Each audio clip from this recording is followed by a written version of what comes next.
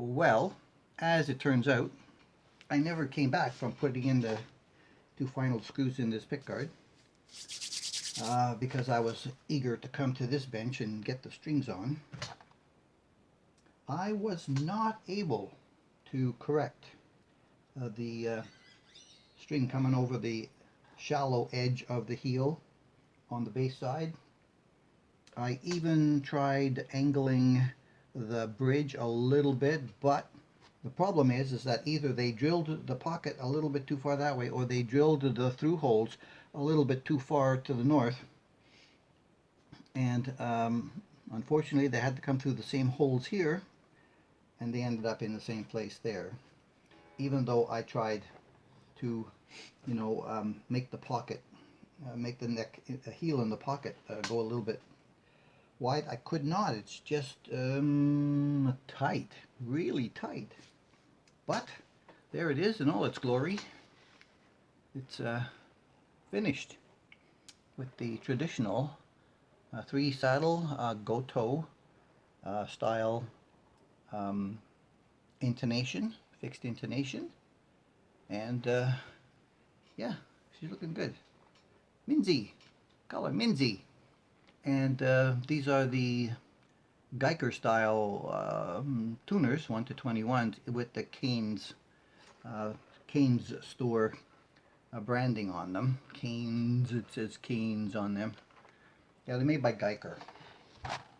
All right, it's tuned to my Korg here on the table, although I'm gonna take it around the other side of this green screen, plug it in. I've done some initial testing, and we got the action and the truss rod, set as low as I can go with this one. It is right down there. When I put it together, I had an issue with these two frets, so I had to unmount the neck, put the body over that way, and then take this section off and work all of these frets together again to get them level. And so I did what's called a fall away. So from here down, they're a tiny bit incrementally lower than the rest of them, so I wouldn't get the buzzing here, because what would have happened is, since they were measuring pretty much all non-rocking, they were all level, even though these were, shorting out on the strings here. If I had taken those two down alone, they would have ended up being lower than those, and then you would have chased that one, chased that one, chased that one. So, I taped it off from their back and just did them all together, bring them down one step, and solve that problem in one go. It didn't take too long, but it had to go through all those basic steps again, doing the filing down, checking to make sure that they were all level, and going through all the sandpapers to recrown them all the way up and polish them with the, finally with the steel wool. I'm having a word problem, and get them all back to where the rest of them were. So, all right, let's go see.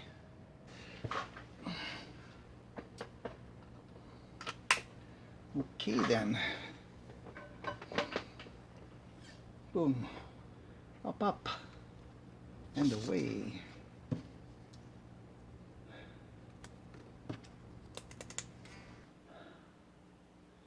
Alright, we're on the standard 65 Deluxe Reverb, simulating a 4x12M cabinet. And just reverb and delay, no pedals, bridge. And by the way, this is bridge volume and neck volume. That's the way I wanted it. That's the way I got it.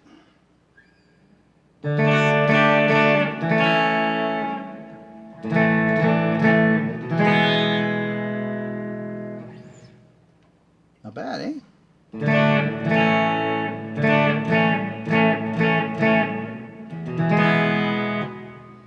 really surprised with this Fleor humbucker bridge. At 9.24K, it's really right on.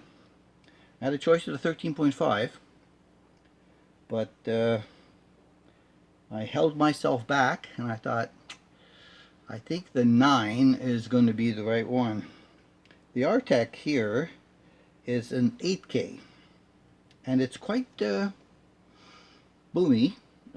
When you put it up at standard settings, it's quite low from the strings. Why am I stepping on my cord?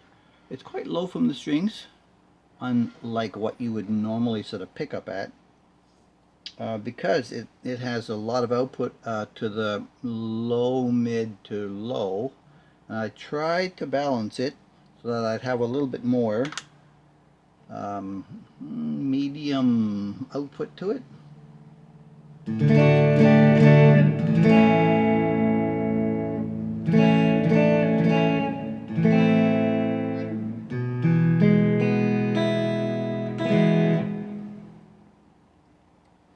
And that's what I ended up with so far.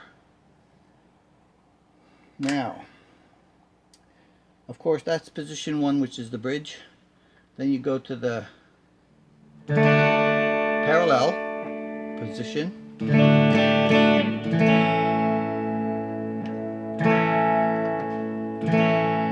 Doesn't drop, you know. And with these two in parallel, you get a drop in impedance, but it's not dropping the output.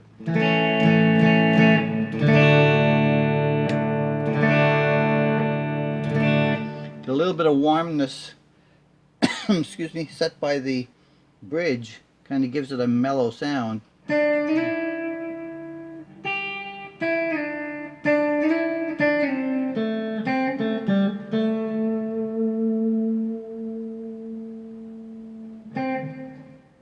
I like it.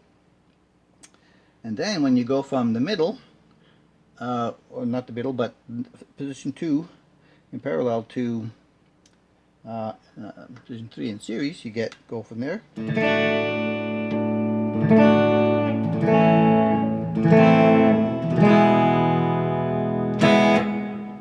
Now you're adding the two together, and then, you know,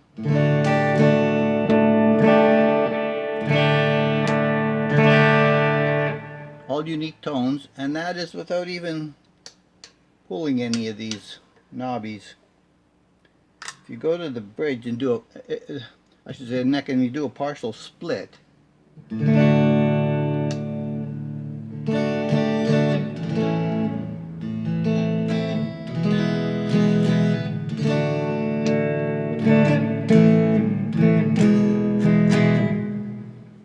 then if you go to the bridge and do the partial split,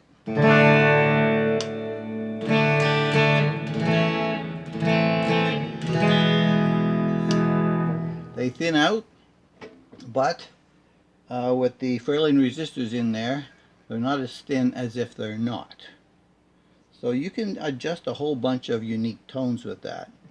Now in position 2, these volume controls are fully independent, but in position 3, they're interdependent, specifically on the neck. I'll show you why. Let me scooch in. This is the circuit, right? And how I outlined it so that it starts here on the bridge, ends up going through the impedance of the bridge pickup. That goes into pin 2, through the volume pot, out on pin 1, goes into the switch. The switch in that position, 3, gets jumpered to this one. There's a small little jumper going across these contacts here, which ends up the switch jumpering it to this position, which then sends the signal down here through the neck pickup, in the volume pot, to through, up, over, and then that tiny little bridge right there between those two contacts sends it out to the jack. So that's how you add the two together. Now, because this one is the last one in the chain, it controls the volume from this one as well. So you have some blending control capability here, but not as much as when you're in the parallel position, because however you set this one, it also takes this one down a bit, but you can actually reduce this one further down than that one, and you can still have some tonal qualities that you can get there. All right, that's the technical part of the presentation. Let's see if we can play a little something on here. I had an E minor up here before that. Oh yeah, there it is. I'm going to put my compressor on to be able to cut into the mix here. It's still standard, no other pedals, just the compressor, okay? Bridge.